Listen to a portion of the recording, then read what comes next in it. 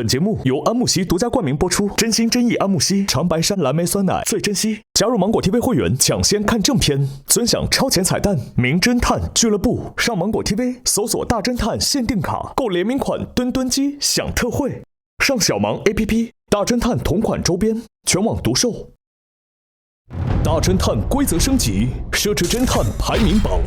每期由代理会长根据游戏结果发放由百变大侦探 APP 提供的侦探徽章，玩家根据徽章数量进行排位，最终侦探排名前4的玩家将获得本季俱乐部闪耀侦探称号。侦探徽章结算规则如下：单期投凶时，侦探可在2轮各投出1票，共计2票；侦探助理及其余玩家可在第2轮各投出1票。若检举凶手成功，投票正确的玩家各获得1枚徽章。侦探若2轮都投对，则额外获得1枚徽章。若检举凶手失败，则真凶获得6枚徽章。此外，每期将由内投选出1名 MVP 玩家，代理会长可投2票，玩家每人可投1票。MVP 玩家将额外获得1枚徽章。代理会长作为侦探排名发起人，拥有百变大侦探 APP 侦探徽章发放权，不参与最终排名。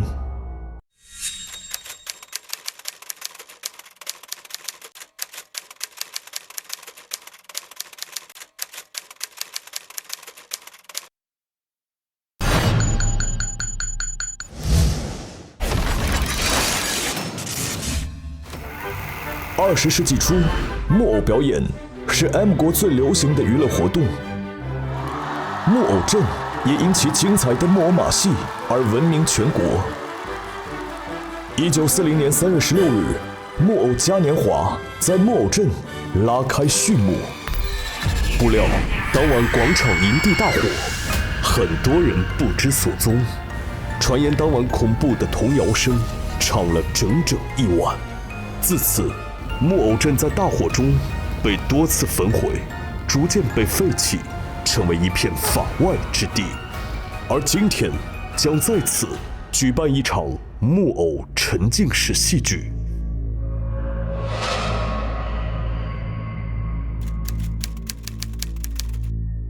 一别20年，自从当年发生了命案，我们已经20年没有回这个木偶镇了呀。哎，这表演怎么还不开始呢？2位尊敬的客人，欢迎来到木偶镇。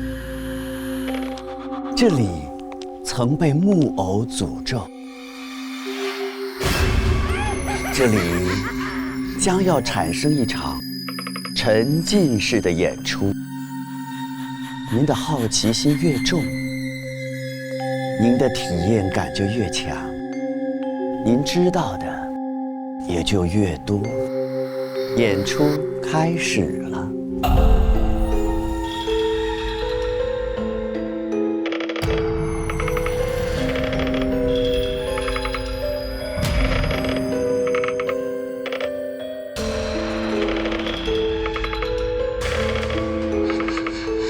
这动作小点嘿，这个活可实在太复杂了。不对了，不对了。哎呦！哎呦！哎呦！哎呦！哎呦！有人找你了，你在吗？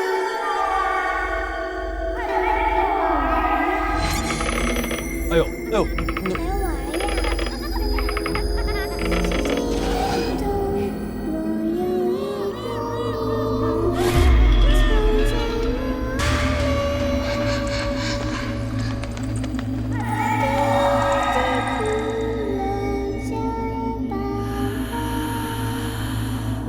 我们没干坏事，我们是无辜的。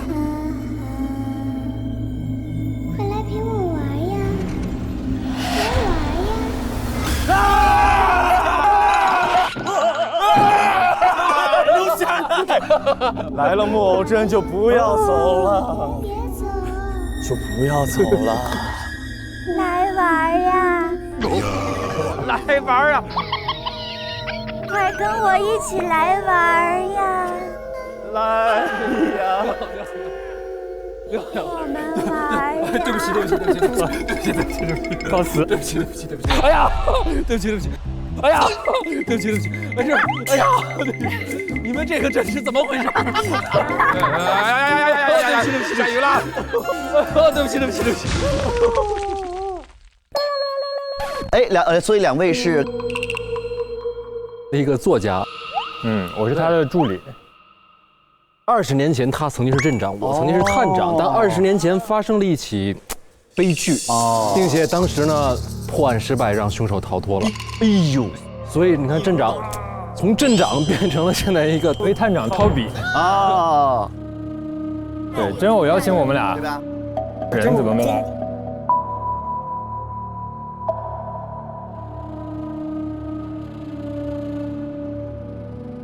这就是镇长的那个商店嘛。哎，敲敲门，看看他在不在。你在吗？快来陪我玩呀！来玩呀！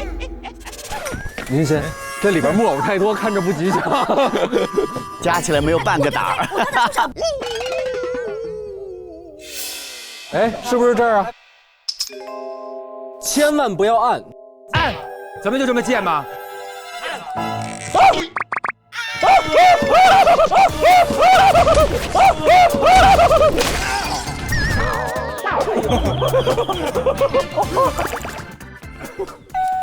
哦，我们开了门。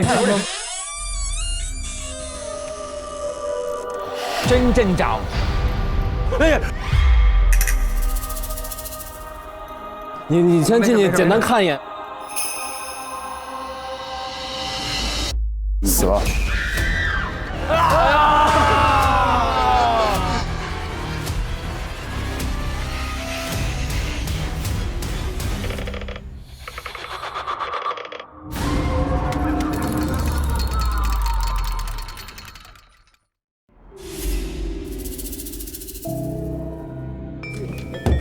哎，他这是嘴唇发紫，身上脖子上有勒痕。哦，脖子上有勒痕。哎，他这手是什么意思啊？发紫，这是窒息的征象之一，就是所有的这个指尖。你为什么这么专业呢？既然你这么诚心诚意的请教，我们就大发慈悲的告诉你吧。张探那儿有什么东西在跳动啊？有什么东西在跳动呢？我已经看到了。抽屉里你怎么看出的跳动？要偷视眼吗？掏？他偷了笔，哎，这个，哎，这些年呢，我不仅仅从事写作，我也兼职侦破案件。我和刀呢，属于小镇的外来人口，全程在一起，我们可以互相证明，真镇长的死亡案件就由我们两个来调查清楚。我就是今天的侦探，我叫张探，这是我的老伙计掏笔。今天是1960年3月23日晚19点10分，在木偶镇木偶戏表演之中，发生一起命案，死者就是木偶镇的镇长真偶，男，35岁，被发现时死于纪念品商店的休息间，尸体躺在摇椅上，脖子处有勒痕，嘴唇发紫，手指均呈青紫色，初步判断为机械性窒息死亡，被勒死的。来介绍一下你们自己吧。我是一名粉刷匠，粉刷本领强。那是我待会儿自我介绍的台词，不要抢我的，不在这趴。我叫河粉，我叫大剪子，我是假发，我是刘菜农，刘菜刘好菜，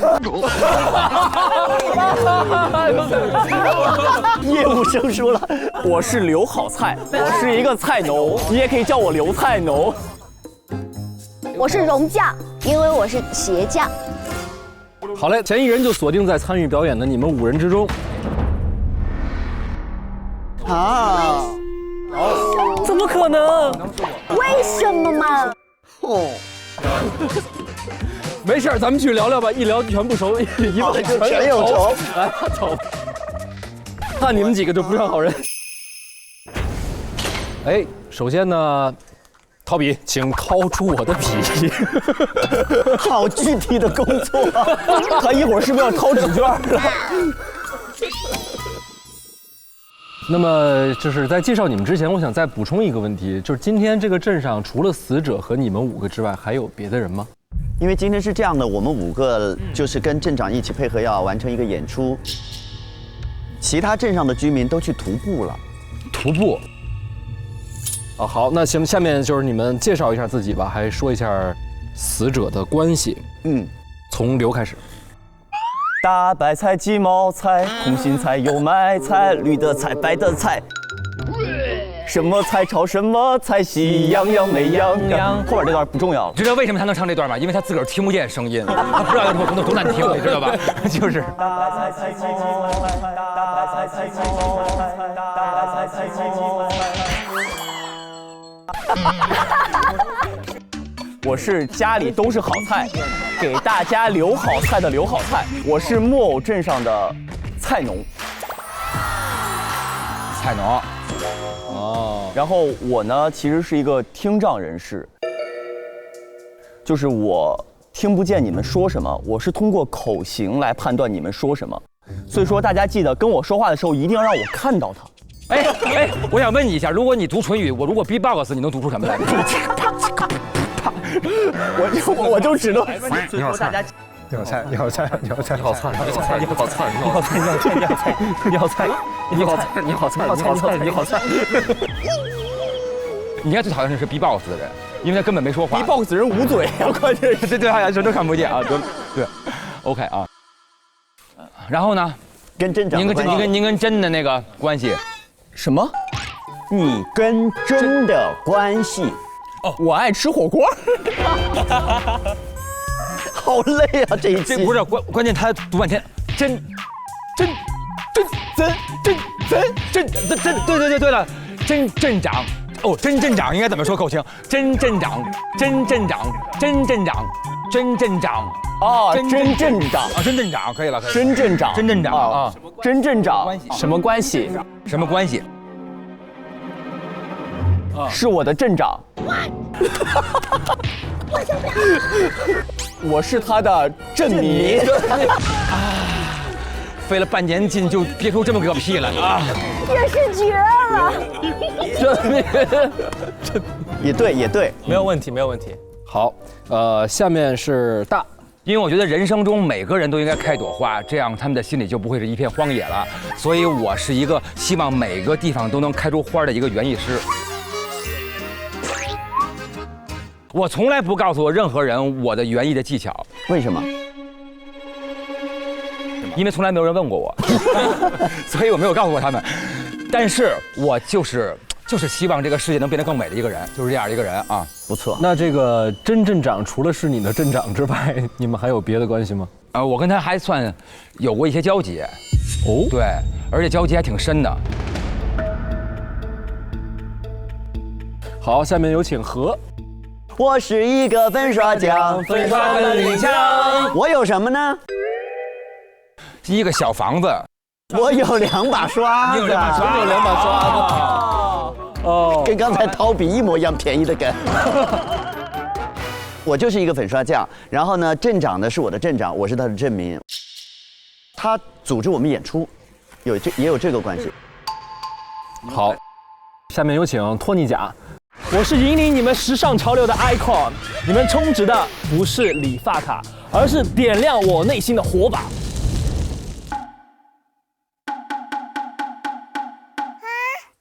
我就是托尼贾，也可以叫我贾放。就是你说话的时候总会迎来一片沉寂嘛。说完哪一段都不是，你来我这里剪头发，就是激发了我的热情，点亮了我内心的火把。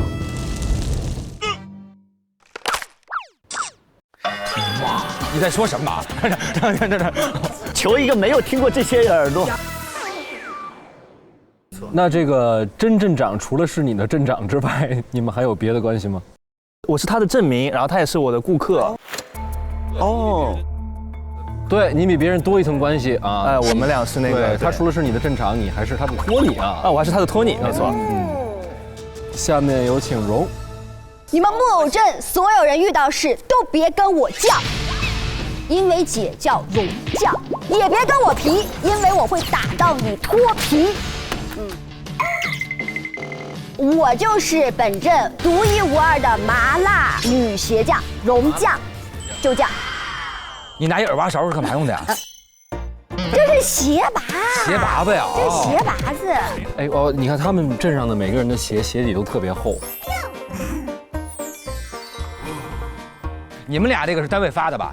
就感觉特别的没什么特点。瞧我们这个每个人都有自个儿的设计，对不对？对，好看。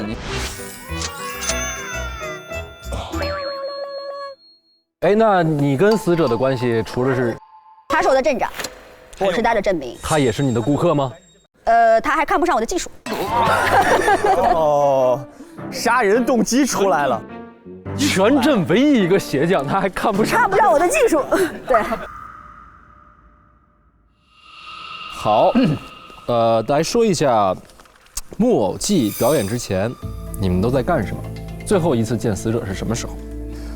我们当时在木偶的感恩仪式上是5点48分。对。然后呢，我们都见过真镇长。是哦。但发生了一些意外。5点48发生什么意外？现在能说吗？他是受伤了。受伤了。对，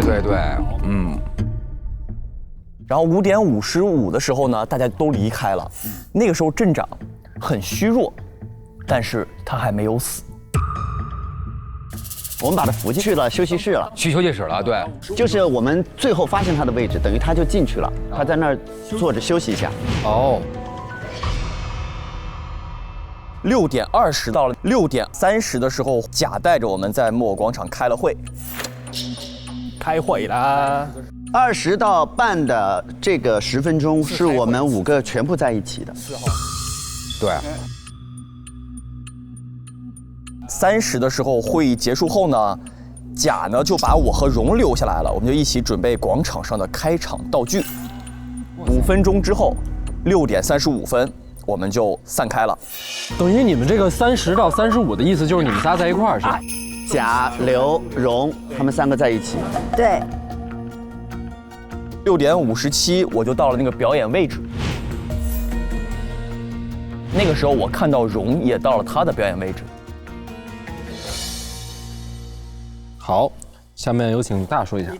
48的时候是感恩仪式，感恩仪式是一个非常重要的东西。然后呢，5点55的时候结束了，我们就再也没见过人了，所以我们各自回家。7点的时候要进行木偶表演嘛，所以说6点58的时候我到了这个表演场地，就是这样的简单。好，下面有请何。前面就跟大家一样，我们一起见了真，然后6点钟我就回到家里来准备我今天的表演。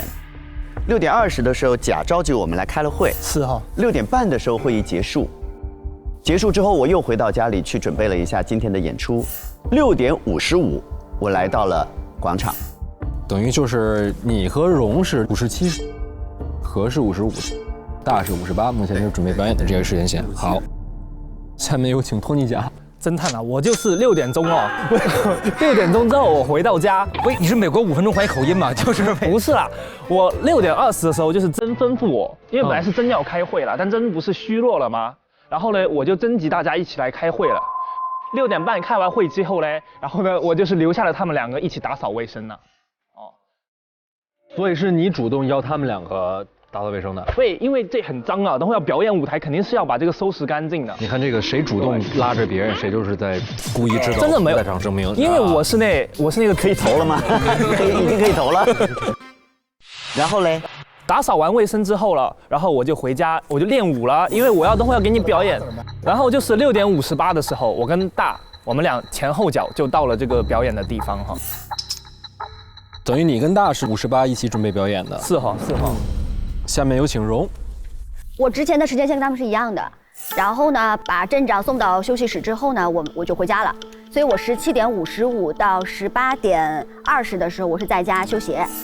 说到20来开会，开完会之后呢，我们3个人打扫了一会儿卫生，18点35一直到18点55的时候，我在家里面准备我的妆发。大概是57的时候，我就到现场来 stand by 了。你也是57到这儿，就是你们俩相当于同时到这儿啊，可以互证。对对对。侦探哈，我补充一个点哈，你别补充了，我们就投你了。我上所有人都留下来打扫卫生了，可不知道为什么其他人不留啊，只有他们俩留下来了哦。就他们俩肯定要着急着干什么事情去啊。他们俩处理点私事嘛，很正常。不知道有什么事情，我也不晓得了。你看你这个投你俩，你连续2次6点20假这个死者之名拉大家开会，然后又让大家一起留下大后备。因为我是连续制造不在场证明，他就是拖你发现死亡拖你时间，拖你的时间。投吧啊！是我。好，咱们现在开始第一组搜证，我和涛、刘、大剪子。第一组搜证，第2组呢有假发、河粉和溶酱。行，搜证，好，搜，加油！搜。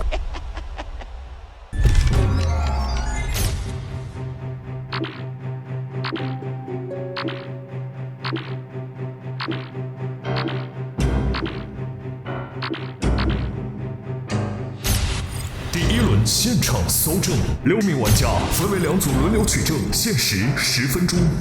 不入安慕希，焉得安慕希？哎呦，这里有一个安慕希的什么卡片吗？安慕希探案神器规则：真心真意安慕希长白山蓝莓酸奶最珍惜，请将一瓶安慕希 AMX 长白山蓝莓酸奶放置在圆台上，解锁探案神器站。抽取好运机，举杯畅饮手中的安慕希，迎接属于自己的好运吧！来，我们先干一杯吧。走你，走你！哎。就你一个人啊？就你一个人？怎么回事？捧一下，来，哦，谢谢。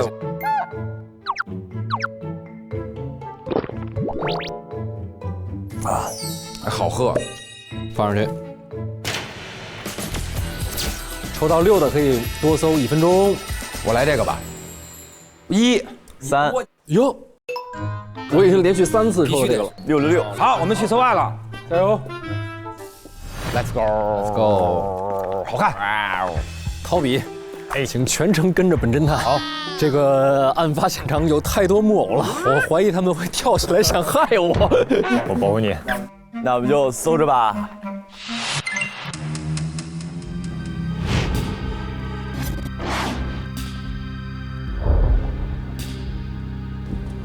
A B C D E， 我最珍贵的纪念品。这里插一把钥匙，找钥匙。一把刀，沾着血。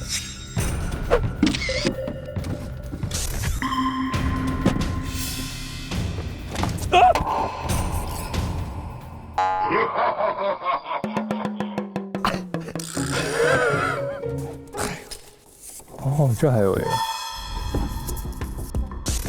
这是木偶感恩仪式。哦，这个就地上这个是有用的。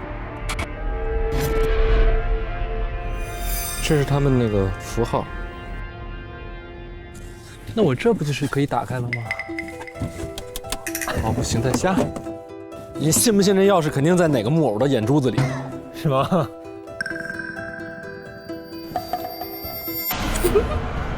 哎呦！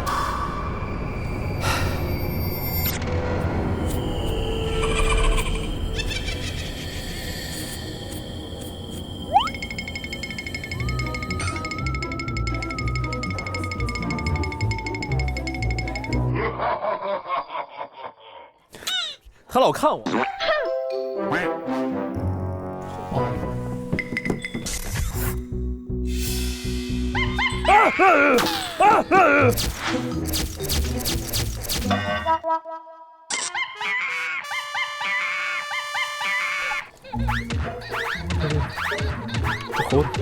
行，安静一会儿。来，走你。香蕉放回去。来，给你，别哭了。哦，王将林。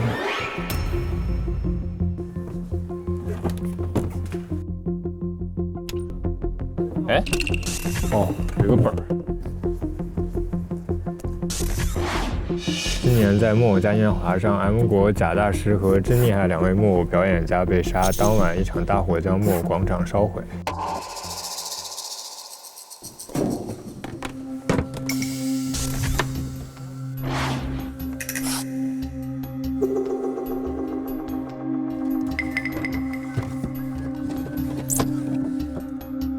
这又有一个锁着的抽屉。既然这是死者的房间，那他的钥匙不应该是在死者身上吗？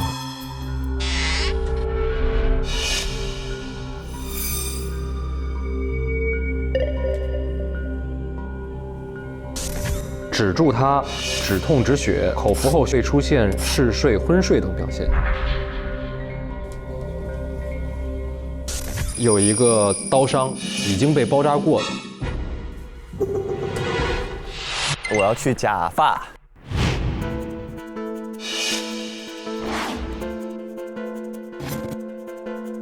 假发一定要好好搜他，他就是罪犯。我找到凶器了。哇，这么快吗？看，就是这个。哎呀，这一集的会员你们白充费了，太快了。哎呀！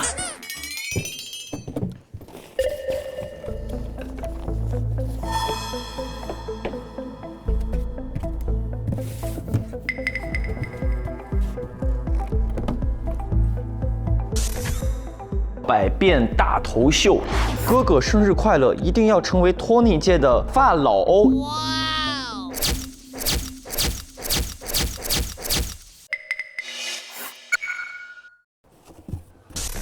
有一个娃娃。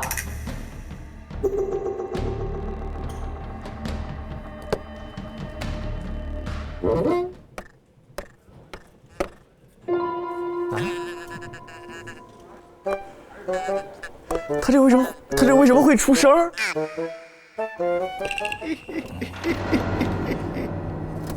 哎，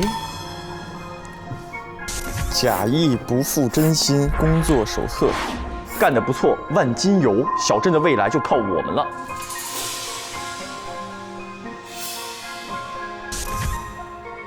真哥我大哥，反手就是一大 nice。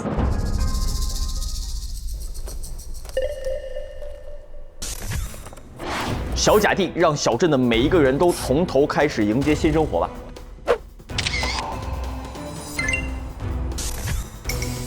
等我，我来了。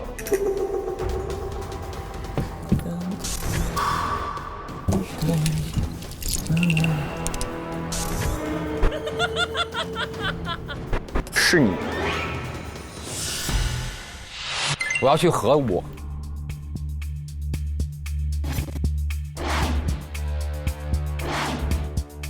何凡，你一生的期待哦，他是个粉刷匠。我要把这心逼死。粉刷匠这个还是个新的地方哈，咱们从何搜起啊？进化里肯定有东西，对不对？我的直觉告诉我。哦，这儿能掏东西出来。哎，这不好掏，那你找掏笔啊？对，我找专业给我掏。哦，不用，我从后边就可以了。好，这儿可以打开。先不麻烦我们的小涛了。患者找到了刺激源，面对克服脱敏。这是谁？薛之谦吗？哦，不是，这是河粉。哦，他整形过。哦，这又有一个。哎，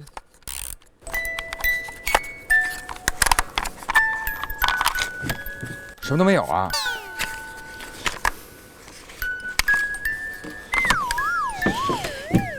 遇见你的那天，我看见了天使降临。他跟我的 Angela 有什么关系呀？梦里他渐渐模糊。哦，Angela 治好他的心病。原来黑夜不长。好，1959年1月1号。可是他的腿没了，终究我们还是没有摁住了他。阳光彩虹小河粉儿，哇，这个世界名曲，阳光彩虹小河粉儿，嘣儿嘣儿啦嘣儿嘣儿嘣儿，就来这这儿，这肯定有。我现在要用伴奏的音乐。我现在找到一个海报，这个海报真是吓我一大跳，因为他把海报这个人的画了一个叉子，是凶手肯定跑不了。OK， 我这儿有一个箱子。我又看见我们把这个送给，因为他只吓了我一大跳，凭什么不能吓别人？要吓大家一起吓。侦探，侦探，侦探，侦探，侦探，侦探。你的时间只剩最后1分钟。我发现了一个特别重要的证据啊！这个证据，刚刚打开之后，你就能知道这一切了。我不打开，你等会儿，我这儿也有一个特别重要的证据。我是不是这个话说的太明显了？算了，我去跟刘昊然了。不行，我再重新来一遍。侦探，侦探，侦探。哎，你看这是什么呀？这个还是不行，这个显得还是骗不了你。侦探，侦探，掏笔，请掏一下。一个小盒，特别精致，我想把它送给礼物。你是不是快过生日了？对吧？然后你看，谢谢，打开啊。谢谢。祝你生日快乐！哎呦喂，哎呀，是一个小蜘蛛。你们发现什么了？可以告诉我吗？没啥东西，我什么都没发现呀。哎呀，你发现什么了，侦探？这不会吓你的。那你一直举着它干嘛？我跟你木偶表演呢。哎呀，你猜我说的是什么？啊！我刚才想跟你逗着玩，但是我突然一搁在这，这个直接杵住我鼻孔里了，还行。哎，你打开这个事儿，这怕什么？咱们成年人怕这干嘛？我跟你说，我跟着贝尔去冒过险，我怕这个。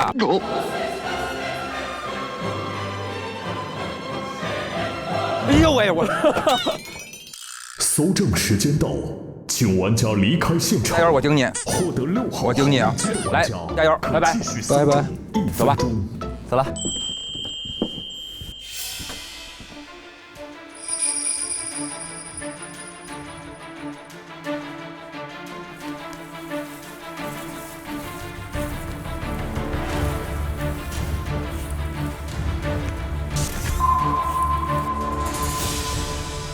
合作吧，过程中杀针。时间到，请离开现场。来吧，让我们来抽取我们的安慕希探案神器。我们的长白山蓝莓口味。谁是6号鸡就是好运鸡。我是2号，我是7号。4号，走吧。被他们拿走。拿走了，对。来吧，我们搜起来吧。好的。我来搜刘好菜。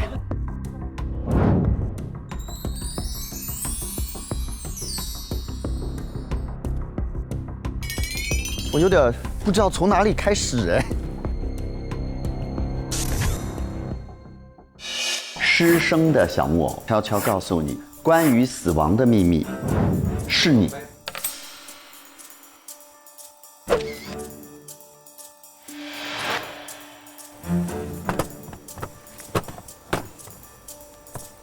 耶，是什么？这还绣了个东西。哦，一根贺卡。我的看起来，我对你的思念就藏在了好喝的安慕希 AMX 长白山蓝莓酸奶里，减50%蔗糖，多35%蛋白质，原产地直采的健康美味。多希望你的每一个生日我都能陪你一起喝。这有一个密码锁。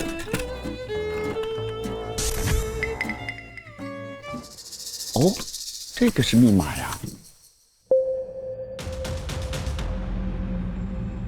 哦，这后面有人儿哎，这个。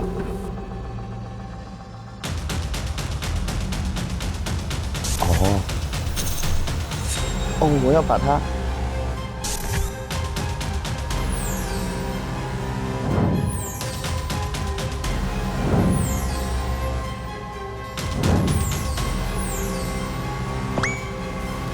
CHK。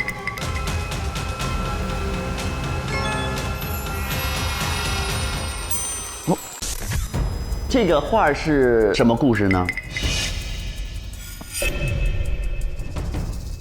我要收你的罪证，龙将。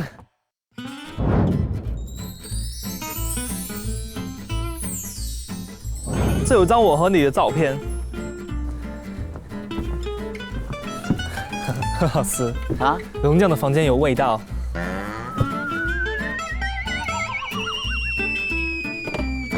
臭鞋子。哦，天哪！嚯！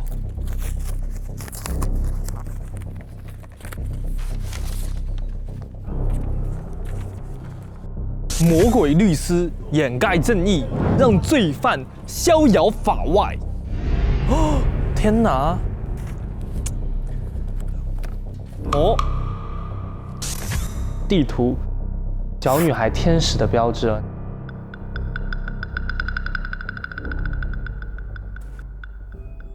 这里怎么会有个木偶啊？失声的小木偶悄悄告诉你关于死亡的秘密，是你。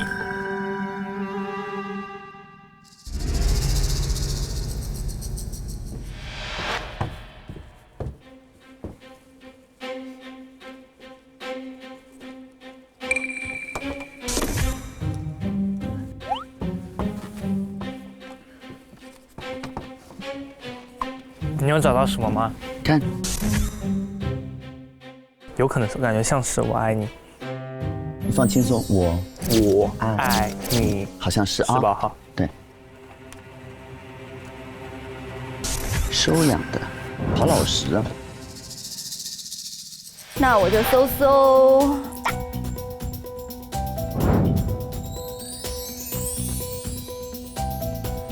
好看的花花。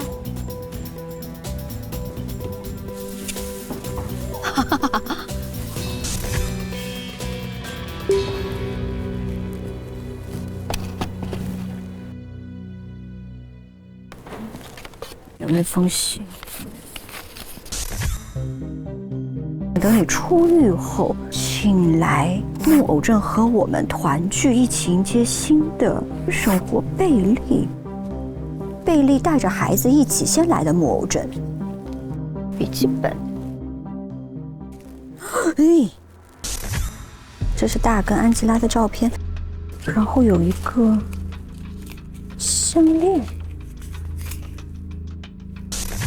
有一点黑，这是什么意思呢？哦，这是一个什么？信封，辞职信。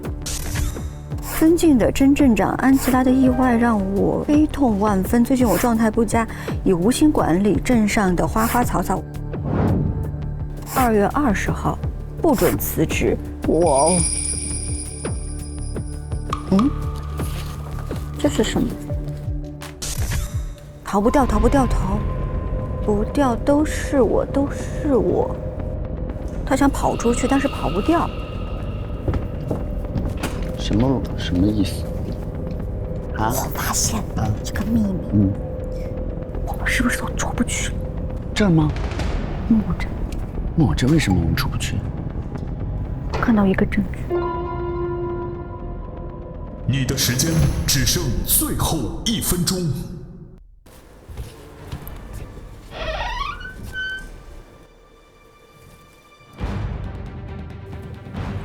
止住他。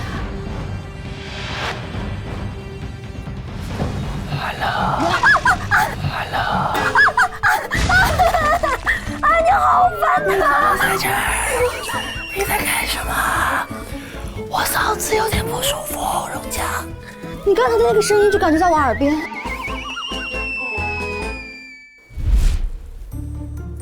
对不起啊，对不起。我看看你还有别的伤吗？没有了是吗？懂我的人不必问，不懂我的人何必问？发型很酷啦。龙江，这世界上欠你的温柔，我来还给你。哎呀妈呀！你在找什么？我在找凶手啊！我在找什么？时间到，请离开现场。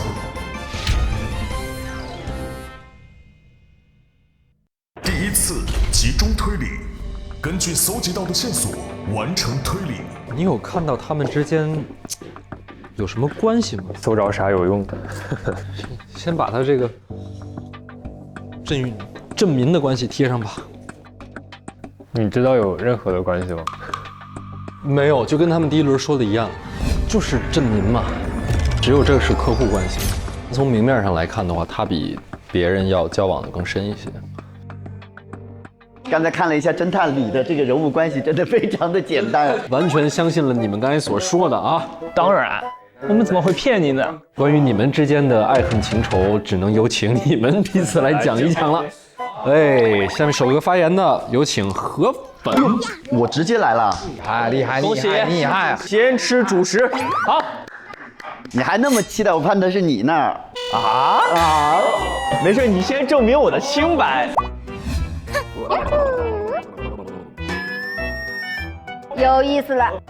发现了刘好菜非常漂亮的一个相框，就是每一张照片的嘴型不一样，背后写了爸爸第一次教我的话。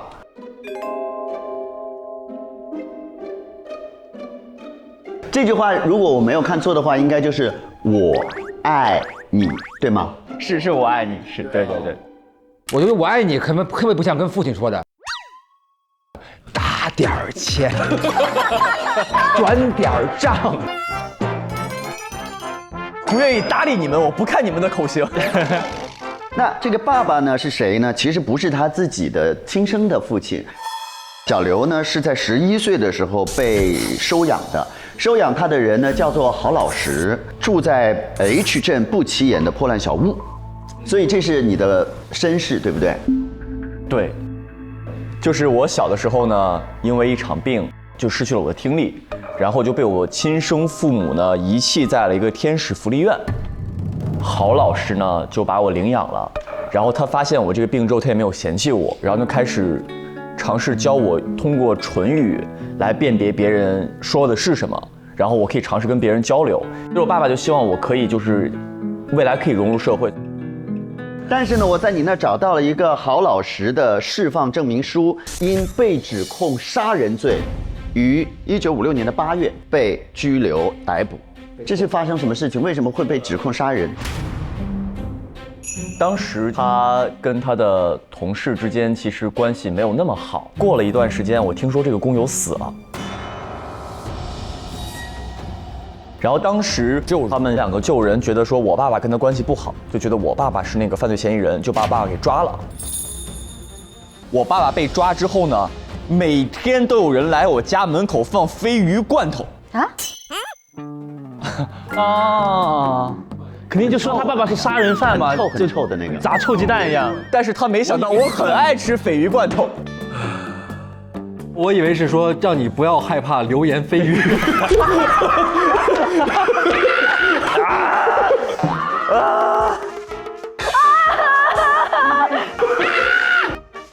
今天是怎么了？今天怎么了？爱真的需要勇气。来面对流言蜚语。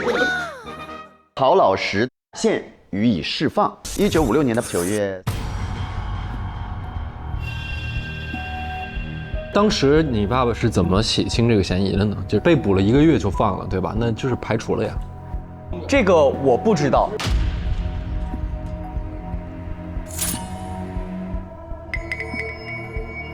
拿到了一个小镇力量手册。哎，这个力量手册，就是我们每一个镇民来到木偶镇，我们要遵守一些规矩。正规哈啊，对，正规，对，镇店之规大王八，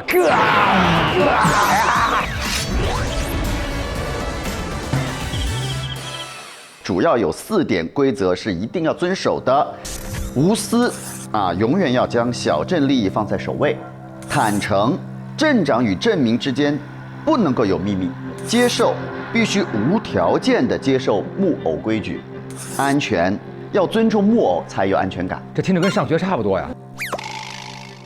这个木偶规则是什么呢？我们有一个偶王，偶王说什么就是什么。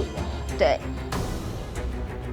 偶王，偶王，反过来就是王欧，幕后推手，坏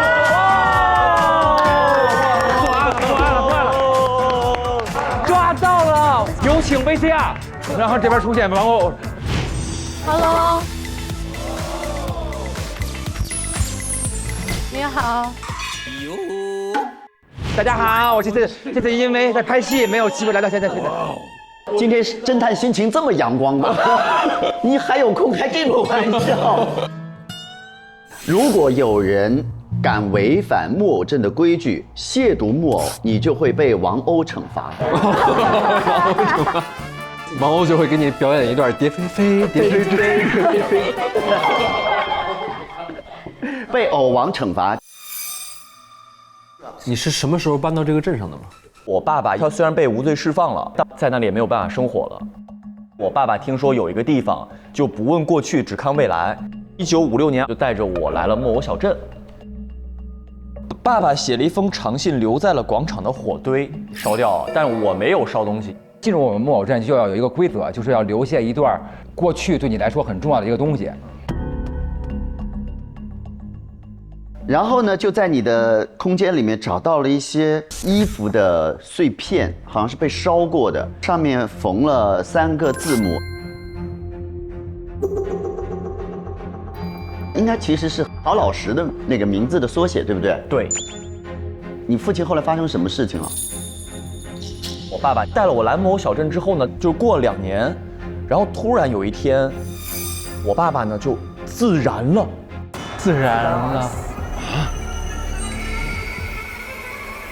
然后那个衣服就是我爸爸当时自燃而死之后剩下的衣服碎片，然后我把它给留下来了。镇长跟我说，是因为我爸爸不尊重木偶大王，所以说木偶大王降下了惩罚，导致我爸爸死了。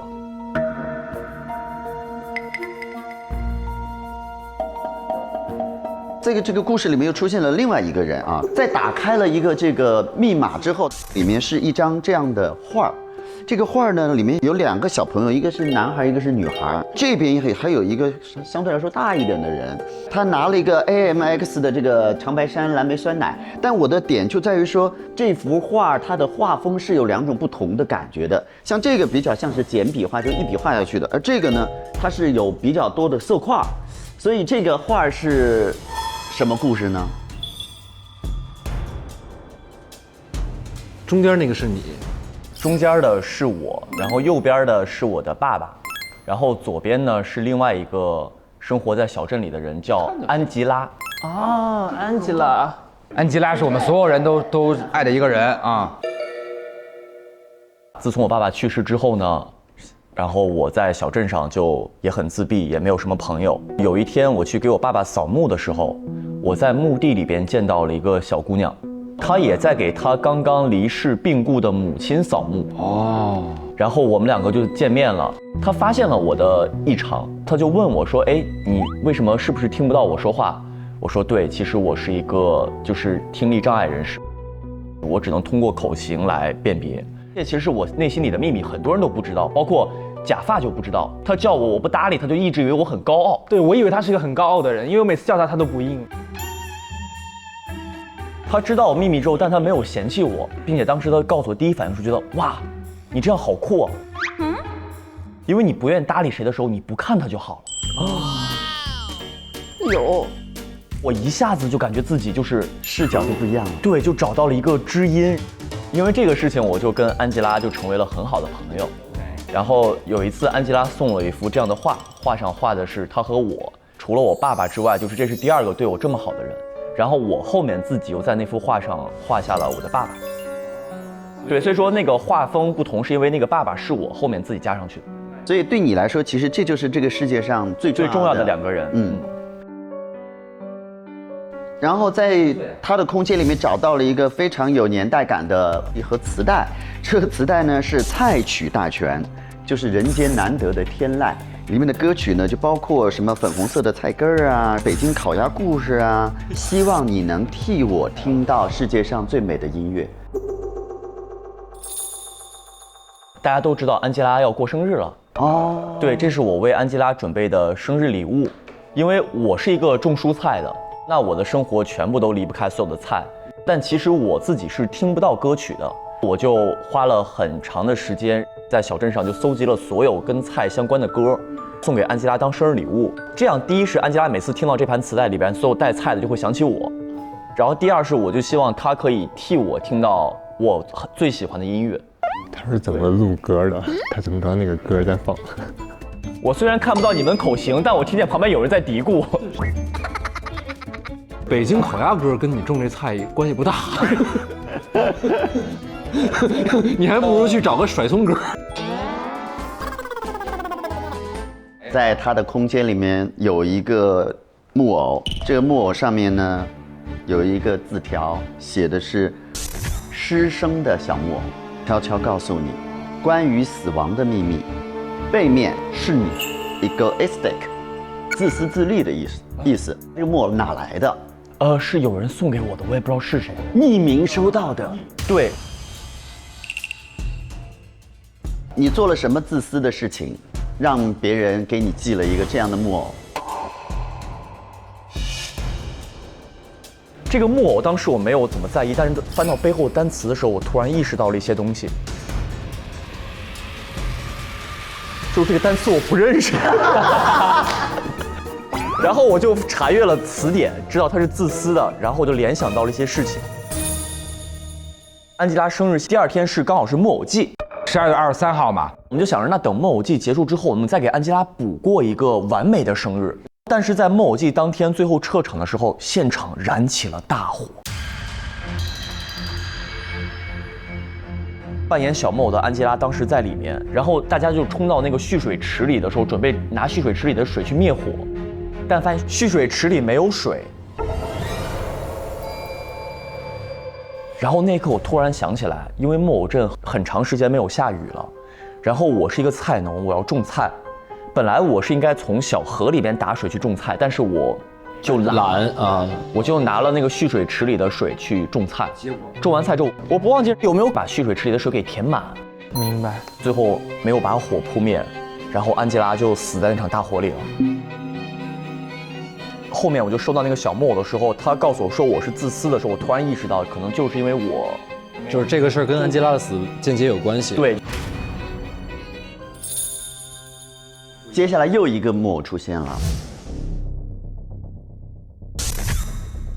这个木偶呢，如果我没有记错的话，是我们每一个人来到木偶镇，我们会得到一个木偶。对。进入小镇的时候，每个人就会收到一个代表自己的木偶，这个是我爸爸的木偶。后面写了一段话：既然你不相信偶王，还妄图离开，那我就杀鸡儆猴，让大家见识一下偶王的力量。3天前，当时所有人就一起在木偶镇门口拍了照。拍完之后，我想进去找真镇长聊一聊的时候，他不在，然后我就找到了这个木偶。我爸爸死完之后，这个木偶就被真镇长拿回去了。啊，对。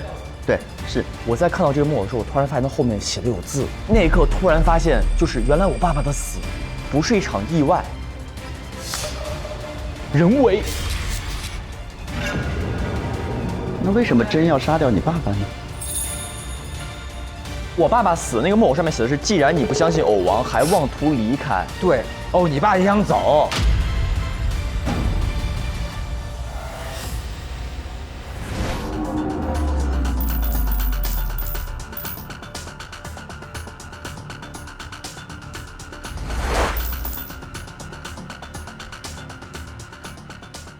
好，下面有请大剪子。好，我去的是河粉家。特别荣幸，一点都不走心。那么我们先来说这个荣幸的第一个，是没毛病在1957年12月1号诊断出我们何粉儿被噩梦缠身，他有这个木偶的 PTSD， 就是后遗症，是吧？应激后遗症。那你还住在这个镇上？因为患者需要找到这个刺激源，并面对克服心理障碍，进行脱敏治疗。哦，他来治病了。对，你来这儿治病，那你是真有病。就是有一次去密室的时候，有一个木偶突然就是冲出来吓我，我就非常害怕，我就猛地推了他一下，就没有想到呢，这个木偶是由一个真人 NPC 来扮演的。明白。结果我推他这一下的时候呢，他头撞呢就撞到了立物上，这个人就走了，等于我过失杀人了。后来我就开始对这个东西就产生了非常非常害怕的感觉。你是什么时候搬到这个镇上的吗？2年前9月30号，那就是1958年吧？对。关键是后边他去整容医院做了一个面部的塑形儿。啊？等于说您们是为了逃这个您的？不是，我是因为遇到一起火灾，是发生在木偶应激症之前，脸部严重烧伤。哦，先毁容了再整。对，我原来不长这样。哦，对，因为他有这个面部塑形，大家可以很清楚的看见他把人中调得更深一些。其实就找了一个很帅的建模脸，就整成了这个样子。然后呢，安吉拉又来了。遇见你的那天，我看见了天使的降临。这个事情就发生在这个纪念品商店的门口，因为这个 PTSD 导致我的身体非常的不好，会很容易受到惊吓，手也特别抖，而且我还有很严重的哮喘病。所以第一次去到这儿的时候，我没想到这个地方有密集的这么多木偶。就刚进镇就不行了，就一下就不行了啊，太多了。当我哮喘发的时候，我去拿我的这个哮喘喷雾，就抖到拿不动。后来那个药就摔出去了，我就倒在那儿，我以为我这个人就可能就没了。但是慌乱当中呢，就像一束光一样，就是一个小女孩就这样，你怎么了？这是你要的药吗？然后等于安吉拉把我给救了。没要钱，是我自己的药。你要找这个药吗？10块。你要的是这个金药瓶还是这个银药瓶？何狠在那边，药，安吉在那边 check now。哎呀，说起来，这安吉拉的爸爸叫曾毅是不是？然后这写着。梦里的他渐渐模糊，是他治好了我的心病。原来黑夜不长，阳光明媚。我说你这么难听啊！是他被你唱的我都不知道这是不是我的故事了。梦里的他渐渐模糊，是他治好了我的心病。原来黑夜不长，阳光明媚。耶，留下来。然后这个是1959年1月1号，这有一个损坏的木偶啊，这姑娘已经浑身都断了啊，就是说头也是裂的，脚也掉了。是这样的，我呢，就后来跟安吉拉成为了朋友。我去到她家的时候，发现其实看起来像天使一样明亮的这个女孩，其实住在一个很破败的家里。然后呢，她说她爸爸妈妈都已经变成星星，到天上去守护她了。我们成为朋友之后呢，有一天她非常高兴的来找我，她说我要送你一个礼物。她就从身后嘣把这个木偶拿出来了。然后你吓一跳，说什么破玩意儿，然后扔了。对，就是这样的。我吓一啊，我就把这个木偶给就摔掉了。哇，真是这样，我料事如神。结果后来安吉拉就很难过，她说你怎么了？我说我见不得这个，我说木偶太可怕了。她说木偶怎么会可怕呢？木偶不是陪伴我们的好朋友吗？对我来说，木偶好像是我的一个梦魇，一个噩梦。可是对他来讲，那是他的一个陪伴。木偶没有错，是我们看待这件事物的眼光角度不同，有可能对有的人来说是伤害，对有的人来说，他有可能就是陪伴。所以我突然用了这个视角去看这个问题之后，我就发现啊，我好像好了。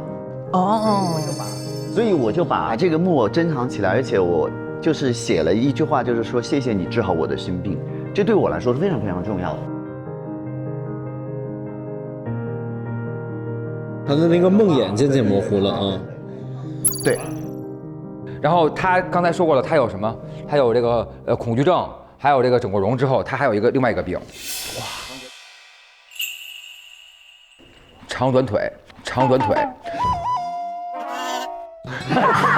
因为呢，我发现了一个高跟鞋只有一只哦，还有鞋，他是不是长短脚啊？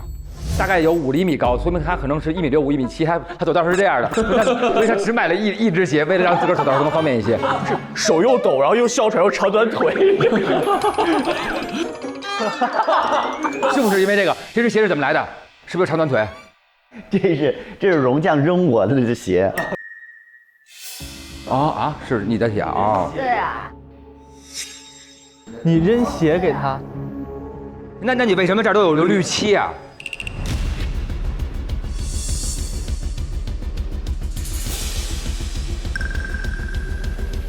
那天我去找安吉拉的时候，我发现荣将在教安吉拉摔跤。我就非常的愤怒，我说我的小天使怎么在做这么野蛮的事情？哗哗摔跤，我就跟他争吵了起来，然后他一言不合就拿他鞋拽我。我就是这样的粗暴的人啊！我当然也不示弱，他不是拿鞋拽我吗？我就拿漆泼他。我要澄清一下，我不是在教他摔跤，我教他防身术。不重要了，重要的是后边这个非常神，然后有一个特别可爱的一个礼物盒，这个盒，然后打开之后是空的。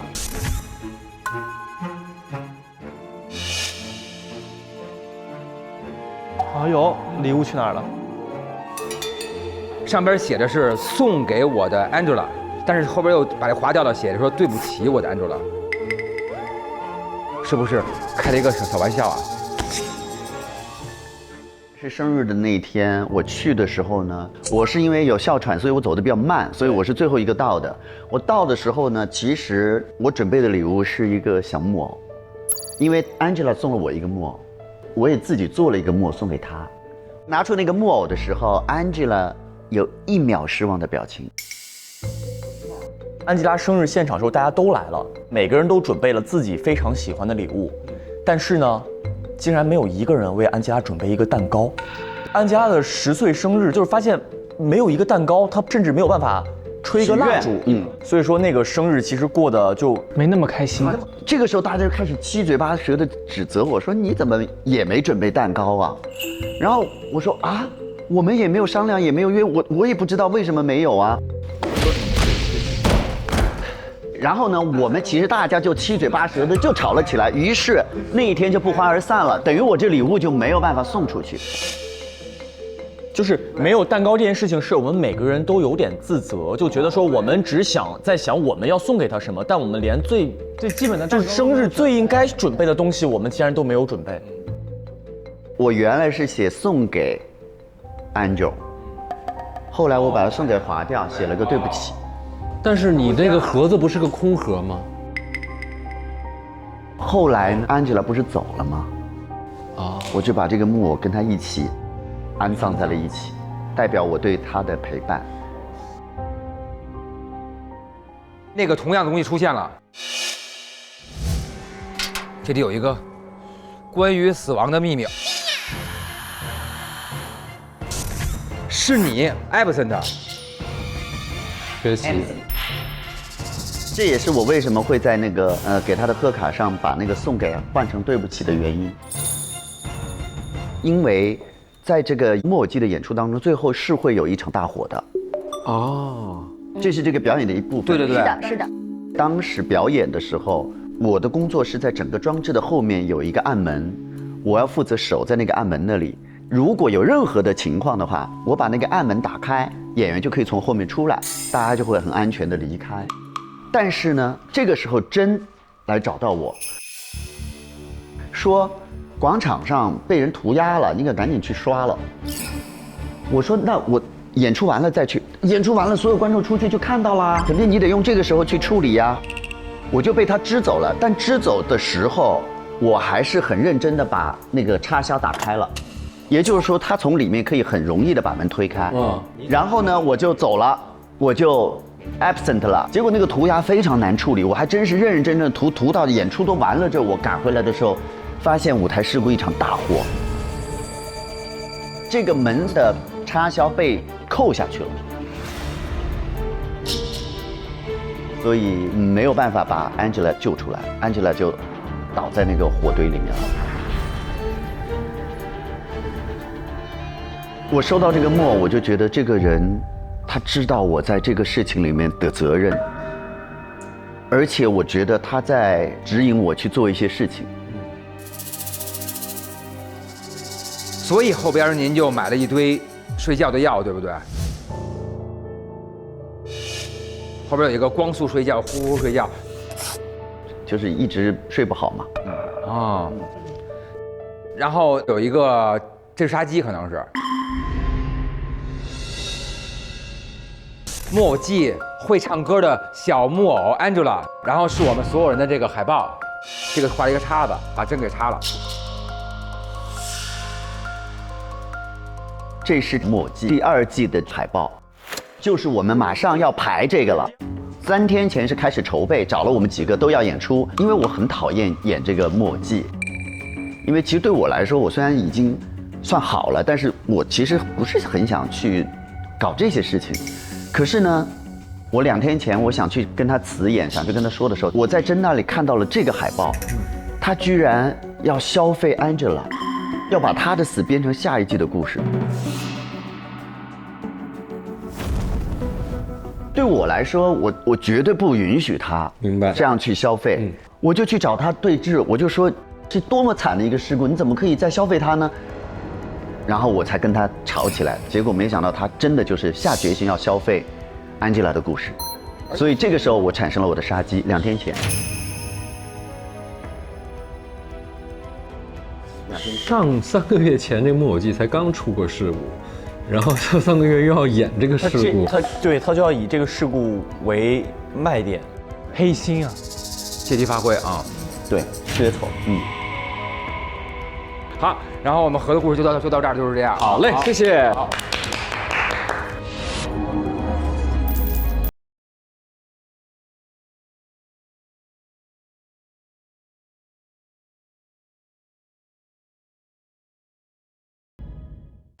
下面有请很凶的荣。是啊。我去了大的房间。Hello。首先呢，我看到综合医院有一个妇科检查的报告单。妇科？你去妇科？不，病人的名字是贝利，20岁，发现她已经怀孕了。在这张报告单的后面有一句话说：“小宝贝一定要平安长大哦。”49年的3月20号就是当天。贝利不是 Angela 的妈妈吗？是吗？哎，你怎么知道？因为我给我爸爸扫墓的时候遇到了 Angela 给他妈妈扫墓啊。对呀，你是 Angela 的爸爸，没那么……我早就怀疑。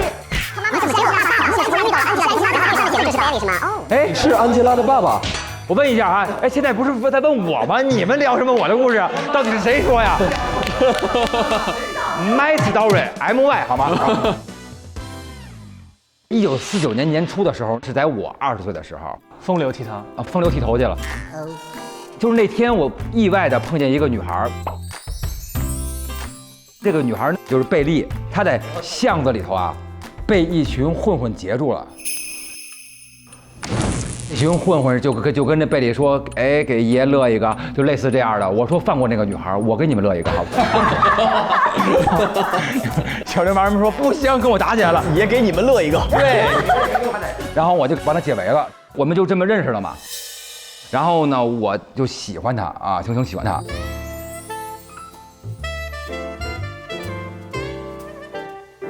但是呢，他跟我说他有男朋友了。还好你不是他父亲，不然安吉拉改名叫大吉了。这有多大吉了？我从此就在门口等他，我就怕他每天下班之后再去小巷里碰见那个小流氓，我就在暗中这个保护他。有一天晚上我送他回家，哎，我送着呢，这时候他转过身来找我来了，我说今天晚上他不能回家了，能不能去你家借宿一宿？我说好成。后来他在家门口睡了一宿，没有，然后那个没有，然后后来他就上我们家里来了。那天晚上跟我说话的时候啊，就开始那个面露难色，说着还说晕了。然后我说你怎么了？怎么还晕倒了？这么不舒服？他说她怀孕了。她那个男朋友是个赌徒，等于说可能是逃债逃走了。贝利他现在实在是无助了，他没有办法了。他不能回家是怕那些要债的上门，是不是？对，就是说赌他那帮小混混可能就是要债了。对，然后所以他就已经没辙了，因为我已经深深的爱上了他嘛，所以我就跟他说，既然那个男人对你不负责任，还让你这样，然后我帮你还这些，您的孩子以后生出来之后，我就当他义父。哇！之后我就越来越爱这个姑娘，后来我给她订了一个情侣戒指，然后这些都是，然后希望能够美满下去。但是好花不常开，我过着日子，有一天小混混找到贝利了。那帮混混在厮打他的时候，贝利拿起来一个扳手，然后砸了过去，邦当就把那小混混给莫名其妙砸死了，就跟你的经历差不多。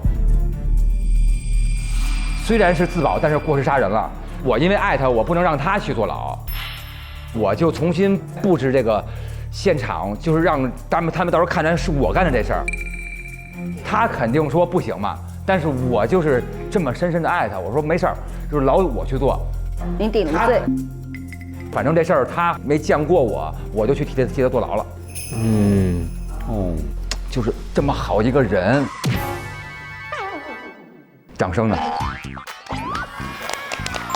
很善良的一个人。为爱结伴，为爱背锅。对，为你坐牢，我给你解释为你坐牢啊，对。然后呢，这有一封贝利给他的信，说：“亲爱的大剪子，当你看到这封信的时候，我已经离开不重要镇这个伤心之地了。我听说远方的木偶镇是一个不问过往，只看未来的美好镇子，所以我决定带着孩子一起去木偶镇，开启新的人生。等你出狱后，请来木偶镇和我们团聚，一起迎接幸福的新生活。”落款是贝利。这个信呢，是我出狱之后才收到的。出狱之后？对。不是，你出狱是哪年？1959年的1月初。我刚出狱。对，出狱了之后，我就去木偶镇找他去了。因为进入我们木偶镇就要有一个规则，就是要留下一段过去对你来说很重要的一个东西。当时我是把我入狱的包给他了，说是被烧掉了啊，我就进入了这个小镇。来到这个镇子之后呢，我不是找我这位过去的恋人吗？就找不着他。贝利已经不在了。对。我为什么后来会当花匠的原因，就是因为他当时开了一个花店，老看他养花，我学会了一些园艺，所以我就在这儿当一个小园丁。但是有一天我发现有一个女孩特别可爱，就叫安吉拉。她妈妈因为生病去世了。然后我看见他脖子上啊有一个项链，是之前那个贝利的。对，所以我就知道原来他妈妈一定就是我以前那个爱的那个女人贝利。既然我现在已经没有办法保护贝利了，那我就要守护这个孩子。对。哎呀，你说了你跟贝利的故事，我都不好意思问你了。我的这只鞋你怎么也留着呀？这个鞋这事儿就是特别的气人，哎，真的是气人美少女，人气美少女，气人美少女。为什么会这样？就是因为我特别想给人安吉拉每天做点好吃的。哎，我自个儿都不吃，我饿着我做啊。每回这菜我刚一上桌，咣叽他就来我们家把我这菜给掀了，给掀了。为什么？咋这么？因为他每次一边做饭，当然我对安佳也是有情感的，所以我很心疼这个姑娘。那你还不给人吃饭？哎，就不给人吃饭。这个我也要替荣酱说一个话。他每次喂安吉拉吃饭的时候都是不洗手，然后贼脏的手喂，太脏了！我真的是这样哈，我都理解不了，可能是我凑合惯了，但是我一颗真心就是希望能给他做饭吃，弄得人孩子就一直没吃上饭过，还好没吃上过。干得漂亮，是不是？太棒了，是不是？但是那个鞋后来我也恨你，因为你老不让我跟我所谓我认的这个闺女在一块儿，我就把那鞋扔在一个花丛里了。然后呢，就是有一张大跟安吉拉的合影，哎，后面有一句话就是我才是最能照顾你的人，我会为你再过一个幸福的生日。所以那天生日的时候，你准备了什么？对你准备了什么礼物啊？一道饭菜。哦，算了吧。哎呀，我就是准备了一束花儿或者花匠嘛，我挑了最美的花儿，因为她是花季的女孩，就是这样。好，刚才大家自己提到的就是他跟贝利之前有一对婚戒，戒指后面写着一个 D and B， 大和贝利的那个。有一个感觉上是新的，但是另外一只戒指呢，就是应该是据他所说，应该是戴在安吉拉脖子上的，对，烧黑了。眼泪来了啊！12月23号嘛，那天木偶季在演出，我是花匠，所以说整个布景的这些花都是我来布置，本来都是鲜花，但是临演出前这些花突然全都枯萎了，就不知道为什么。我当时赶紧拿一些好看但是干花来代替，但是没想到它着火了。这火本来不是真的火吧，但是它后来是真的失火了嘛，把安吉拉困在中间了。当时一着，我想正面去救安吉拉嘛，但是因为她当时塌了，我就赶紧往后走，我从后门进去，没想到后门怎么也打不开。就是被锁了，就是你负责那个门啊。但是我咣叽一下，我用脚踹开了，用我最后的力气，踹开之后已经晚了，因为安吉拉已经活活的烧死在这个火圈中间了。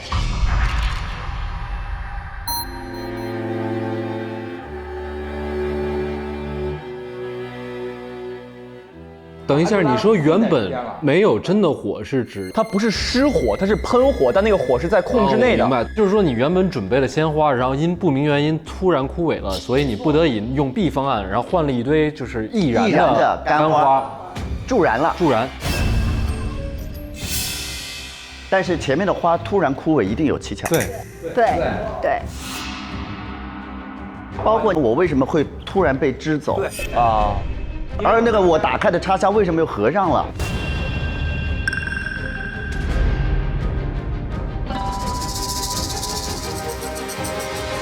然后他就辞职了。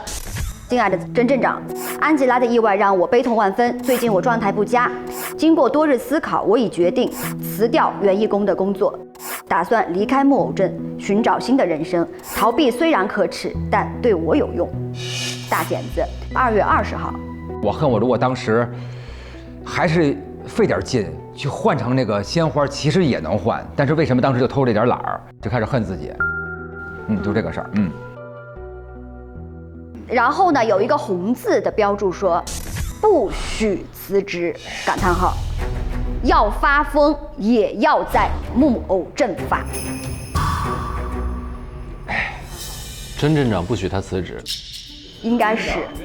就是我写的辞职，我说我实在受不了，我要逃走了。他不同意。他说：“你说你想要逃，偏偏注定要落脚。”他就是不让我走。甄镇长不愿意任何人离开木偶镇。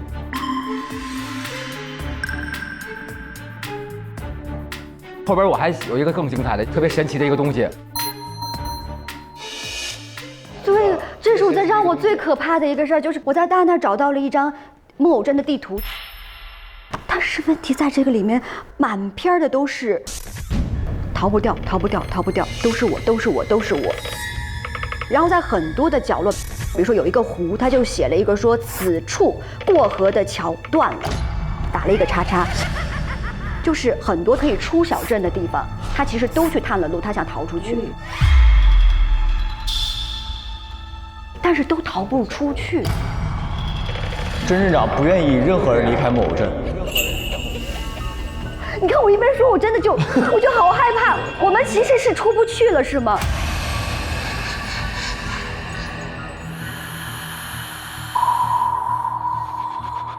因为我想离开这儿嘛，但是我走着走着发现怎么走都回到原点。就特别恐怖的是，经常发意外。后来我就说，我走一些比较不寻常的路，我想走小河，哎，桥断了。我想赶路，我前面掉坑里了。后来我还训练一只小老鼠，说你能不能帮我探住你走去了？后来小老鼠会开那个直升机，他说他是舒克。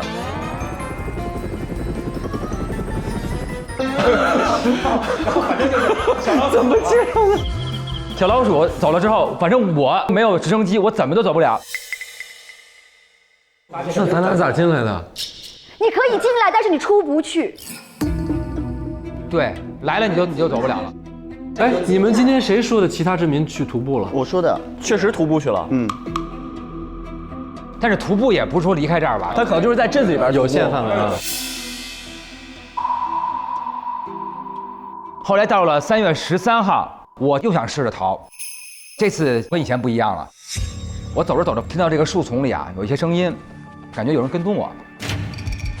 因为我好奇嘛，我过去一看，我就莫名其妙晕眩。再一醒的时候，我就发现我被变成一个木偶绑在那儿。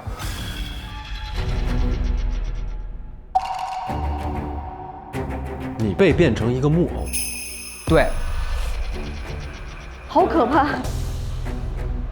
我双手被绑在那儿了，跟木偶一样。这时候旁边有一个看不见脸的一个人，一直给我念那个木偶镇法则，说我违反了这个规则，还想离开这个镇，妄想。对，说你根本离开不了，因为你受到了木偶的诅咒。这个说话我的人是谁用？我不知道谁干的啊，但特别恐怖的是在于后来每次我想逃，又闻见一个味儿，醒的时候就又被绑着。那个人又开始跟我说：“你这是一个诅咒，你无论怎么着都是回到这儿被绑住。”因为我反复老这样，然后你们都觉得我疯了，你们说木偶在惩罚我，木偶在惩罚我。后来我就慢慢的相信这事儿了，因为我总在被折磨。然后我觉得，既然我逃不出去，可能是我真的有错误，我应该受这惩罚，所以我就变成了一个，我现在开始认我自个儿可能有罪。最后就是木偶了。他的木偶是啥？他的木偶是你是 lazy， 懒惰。他的懒惰是因为他懒得换花儿，导致安吉拉就被烧死了。对，就是那个事儿。杀鸡开始了，鸡来了。因为你们都不会觉得那个木偶有什么问题，我是觉得那个木偶上面那个丝带是有一回我被绑上之后，我当时说，我有一种看着很眼熟，哇，我就说这丝带是我之前在木偶房间里见过那个丝带，让我联想起来，真以前跟我说过不让我逃出去嘛，后来我就觉得原来是他一直在折磨我。他一直在反复的让我逃不出去，然后给我施这些暴行。我因为弄这些干花，把我这个义女算是吧，我心里认的这个人弄死了。他还用这事来折磨我，让我精神崩溃。这个男人该死呀！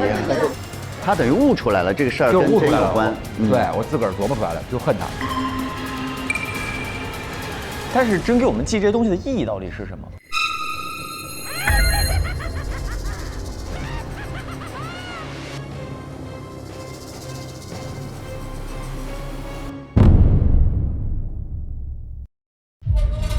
既然你不相信偶王，那我就杀鸡儆猴，让大家见识一下偶王的力量。我这一生因木偶生，也因木偶死，他就是要把我变成一个真正的木偶。我们要臣服。木偶记的故事，就是我们逃了一辈子的故事。还有一些人试图逃离这里，可笑。自杀，自燃啊！他就想变成一个千古流传的一个恐怖故事，一直传下去。太诛心了。刺杀失败了之后，到底是谁组织第二个计划？我知道你也想杀真，我也想杀真，那咱俩就合作一下。所有人都想杀真。我收到一封匿名的信，有2个人共谋，有人多管闲事，想合作，想借刀杀人。但是谁参与了？谁呀？他是王木偶。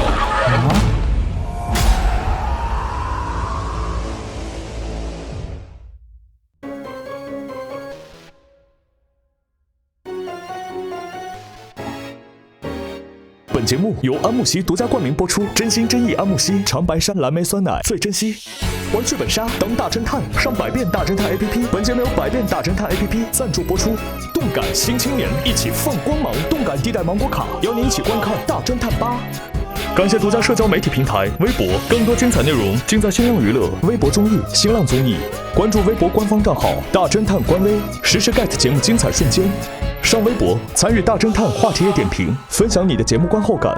感谢首席合作新闻媒体新浪新闻、短视频互动平台抖音、战略移动资讯平台网易新闻、网易娱乐、网易谈新社、深度短视频合作平台快手、深度知识合作平台秒懂百科。世界如此简单。新闻客户端 Zaker 界面新闻特别合作 WiFi 万能钥匙 YY 直播墨迹天气智行怪兽充电智联招聘。媒体支持中国青年网、中国新闻网、国际在线、北青网、红网、凤凰娱乐、腾讯娱乐、搜狐娱乐。